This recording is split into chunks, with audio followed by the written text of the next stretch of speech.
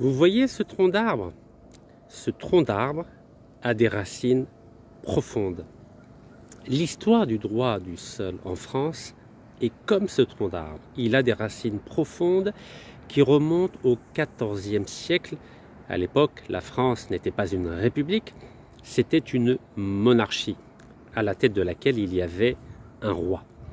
En 1789, il y a eu la Révolution française. Le 26 août 1789, il y a eu la célèbre Déclaration des droits de l'homme et du citoyen, sur la base de laquelle s'est constituée la première constitution de septembre 1791, qui pour la première fois faisait le lien entre nationalité d'une part et citoyenneté d'autre part. La nationalité, c'est le lien qui rattache un individu à un territoire donné, à un État donné. Alors que la citoyenneté, c'est l'ensemble des droits et des devoirs réciproques au sein d'une entité politique donnée, que ce soit une monarchie ou une république. Je vous prends l'exemple de l'Algérie.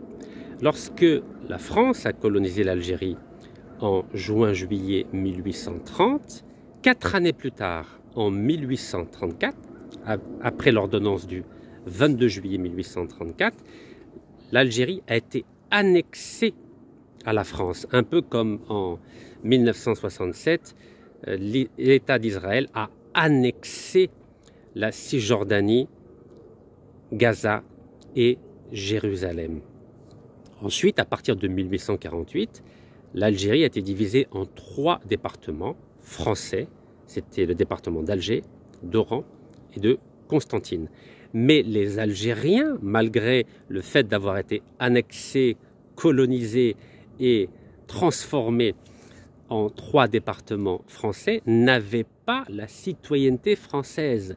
C'étaient des Français sur le papier, c'est-à-dire ils étaient rattachés à l'État français, mais ils n'avaient pas les droits qu'une citoyenneté aurait dû leur conférer, c'est-à-dire ensemble des droits et des devoirs réciproques. Avec l'arrivée de Napoléon III en 1848 et son coup d'État du 2 décembre 1851, la France n'était plus une république, mais un empire. Les Algériens étaient devenus les sujets de l'empire français.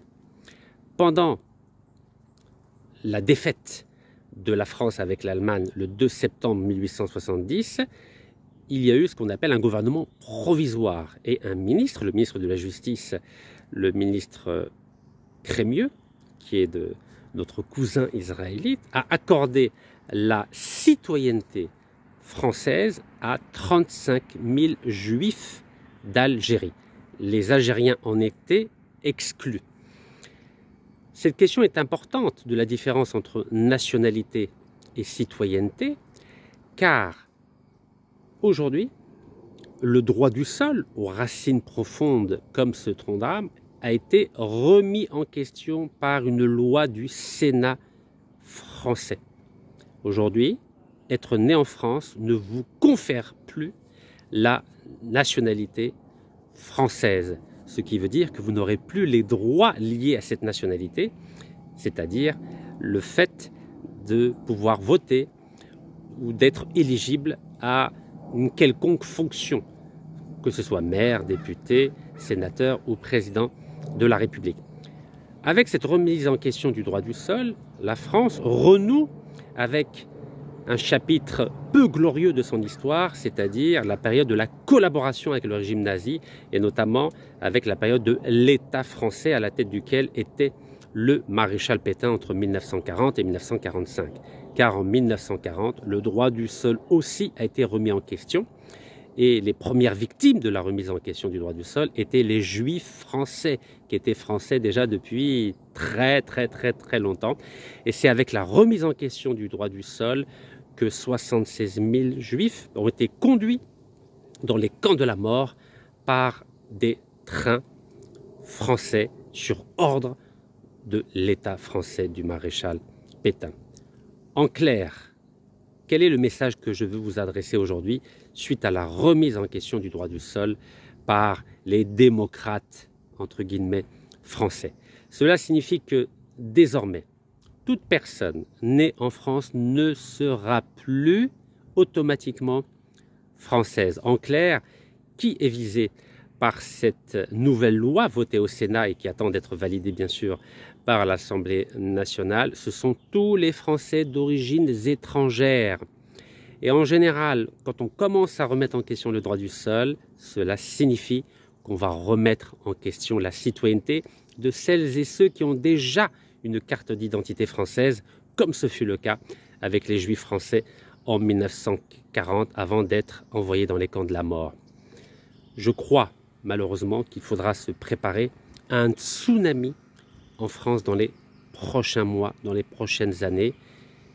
Ce tsunami politique va se matérialiser par la dénaturalisation de tous les Français d'origine étrangère, c'est-à-dire qu'ils soient algériens, marocains, tunisiens, maliens, sénégalais, ivoiriens, congolais, turcs, indiens ou chinois.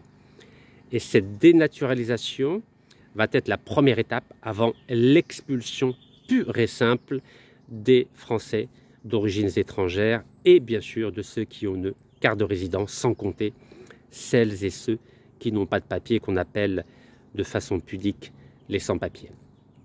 Préparez-vous au pire, et la meilleure façon de se préparer au pire, c'est d'être conscient de ce qui se trame aujourd'hui dans cette République qui malheureusement n'a de sens que par rapport au nom, mais ne recouvre plus aucune réalité.